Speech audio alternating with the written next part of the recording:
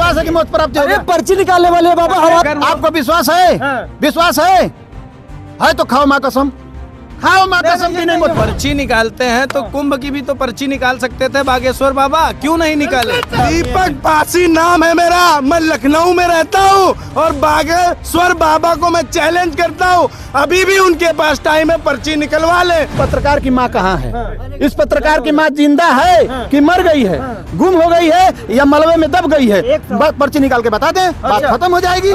मृत्यु वहाँ हो रही कुंभ में और लाश मिल रही है लखनऊ में। अच्छा, पहले तो मैं वो आ जाए ना तो मैं उनको लातों से कुचल कुचल के मोक्ष प्राप्त कर दूंगा बाबा जी को। हाँ, बाकी वहाँ प्रयागराज में कितने लोग मारे गए हैं, क्यों नहीं निकाल रही है भारतीय जनता पार्टी? क्यों डर रही है? जेसीबी से खोद खोद के मलबा की तरह उठा उठा के लोगों को दफना दिया गया प्रयागराज में।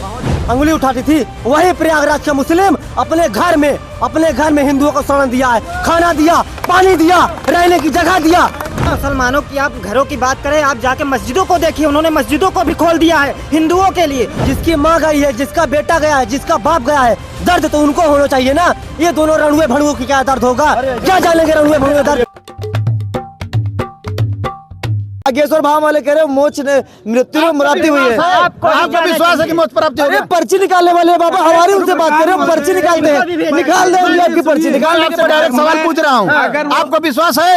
विश्वास है तो खाओ माँ कसम, खाओ माँ कसम की नहीं मोक्ष प्राप्त हो जाएगा। नहीं, पर्ची निकालते हैं। हमारी बात को काटिए मत। मोक्ष प्राप्त अगर हो जाएंगे, आप चैनल वाले हैं, चौथे स्तंभ है, खा लो माँ कसम की मोक्ष प्राप्त हो जाएगा, खाच के मर दिया जाए। कैमरा चल रहा, कैसी बात कर रहे हैं भाई? कैमरा चल रहा, तभी तो मैं कह रहा हूँ कि खाओ माँ कसम। क्यों डर रहे हो? खाओ, पत्रकार महोदय, मोक्ष प्राप्त हो जाएगा, इसका मतलब नहीं होगा। आप भी मोक्ष प्राप्त करो ना। आप भी नंबर लगा लो। आप बागेश्वर बाप को झूठा कह रहे हैं, उनको झूठा आप कह रहे हैं। अरे झूठा नहीं कह रहे हैं, इलाहाबाद में आए और जनता उनको कुचल कुचल के जब खांचेगी तो मोक्ष तो बाद में पाएंगे। फैन कितने फैन उनके अरे उनके पंडाल में पैर रखने की जगह नहीं मिलती है। वो हिंदू जोड़ो यात्रा निकालने चले थे।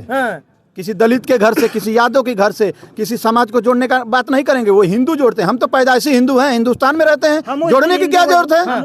हम उस दिन हिंदू हो जाएंगे जिस दिन हमको चंदन लगवाने वाला नहीं, चंदन लगाने वाला बना दिया जाएगा। अच्छा, अगर हमें मंदिर में चंदन लगाने वाला बना दिया जाए तो मैं बीजेपी के साथ हिंदू बनने के लिए तैयार हूँ, लेकिन चंदन लगवाने वाला नहीं चाहिए मुझे, चंदन लगाने वाला मैं बनूंगा। अच्छा। अगर ये तैयार हो तो मैं हिंदू बनूंगा। अच्छा, चंदन लगवाने वाला हिंदू नहीं हूँ मैं, चंदन लगाऊंगा तो हिंदू हूँ। अच्छा, पत्रकार महोदय, जैसे आपने कहा कि बागेश्वर बाबा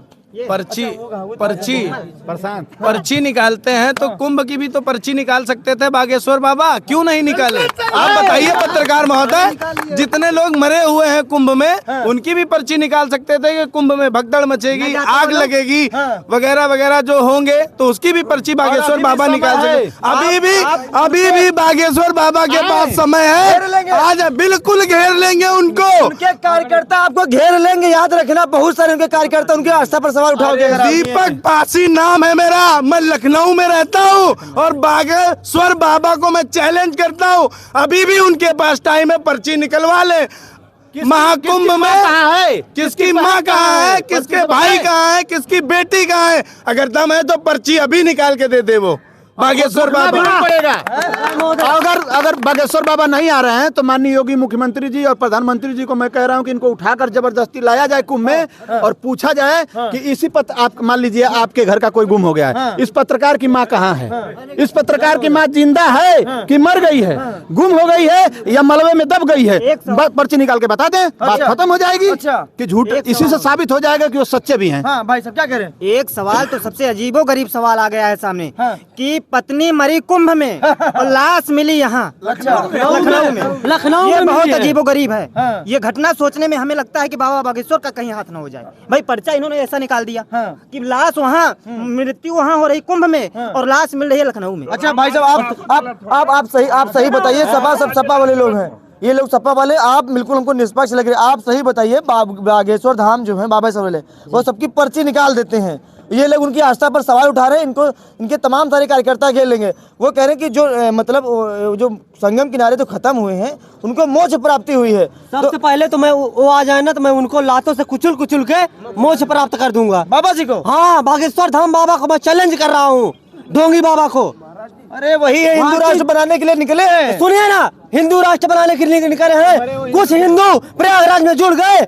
भारतीय जनता पार्टी की सरकार ने दावा कर रही थी कि हम 40 करोड़ पब्लिक जुटाने का वो करेंगे और खाली 6 करोड़ लोग पहुंच गए। भारतीय जनता पार्टी ने 10,000 लोगों को मार डाला। योगी जी कल गए थे, वो कह रहे हैं कुछ लोग विपक्षी लोग यहाँ पर षड्यंत्र रख रहे थे। योगी जी कल गए थे कुंभ, वो ये बात कह रहे हैं। सुनिए ना पत्रकार महोदय जी, भारतीय जनता पार्टी आंकड़ा निकालती है ना कि एक दिन में 40 करोड़ लोग ने स्नान कर लिए, तो भारतीय जनता पार्टी ये क्यों नहीं निकाल रही है कि वहाँ प्रयागराज में कितने लोग मारे गए हैं?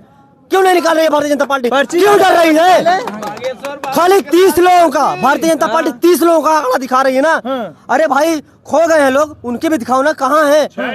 जेसीबी से, सुनिए, जेसीबी से खोद खोद के मलबा की तरह उठा उठा के लोगों को दफना दिया गया प्रयागराज में। ये हिंदुस्तान है ना, दफना दिया गया। आप बात करते हैं हिंदू राष्ट्र बनाने की, कौन सा हिंदू राष्ट्र है? कौन सा हिंदू राष्ट्र है? आप ईमानदारी से बताइएगा। अभी हम कसम खिलाएंगे तो आप खाएंगे नहीं, आगे आ जाइए। बताइए, सच्चाई बताइएगा, जो मारे गए हैं वो हिंदू थे कि मुसलमान थे? हिंदू थे। हिंदी की बात कौन करता है? कुर्सी पे बैठे लोग। जी, दर्द नहीं होना चाहिए?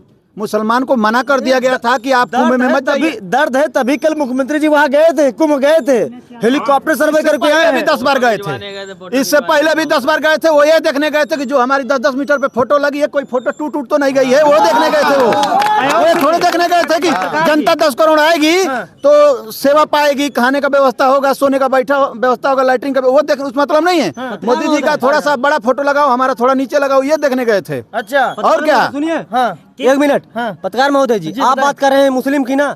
प्रयागराज की मुस्लिम पर बहुत विरोध लगाती है भारतीय जनता पार्टी की, अंगुली उठाती थी। वही प्रयागराज का मुस्लिम अपने घर में हिंदुओं को शरण दिया है, खाना दिया, पानी दिया, रहने की जगह दिया, खास अपना बाथरूम में खोल दिया यूज करने के लिए।